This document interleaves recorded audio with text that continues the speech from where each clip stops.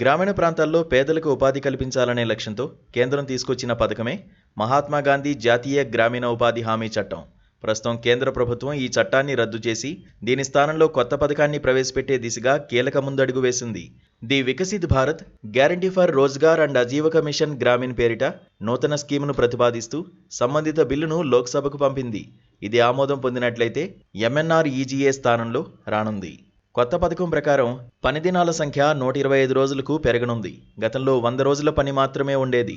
దీని పనితీరును పరిశీలించేందుకు 2022లో ఓ ప్రత్యేక కమిటీని నియమించింది NDA ప్రభుత్వం. ఆ కమిటీ తన నివేదికను గతేడాది ప్రభుత్వానికి సమర్పించింది.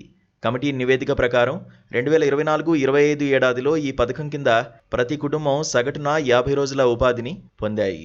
40.7 లక్షల కుటుంబాలు మాత్రమే 100 పని దినాలు పూర్తి చేశాయి. ఇక ప్రస్తుత ఆర్థిక ఏడాదిలో కేవలం 6.74 లక్షల కుటుంబాలే ఈ పథకాన్ని పూర్తి స్థాయిలో సద్వినియోగం చేసుకున్నాయి.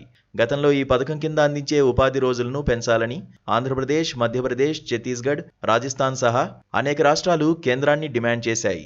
గతేడాది 290 కోట్ల వ్యక్తిగత పని దినాలతో ఆయా రాష్ట్రాలు తమ సొంత బడ్జెట్ను ఉపయోగించి 4.35 కోట్ల రూపాయలతో తక్కువ పని దినాలను కల్పించాయి.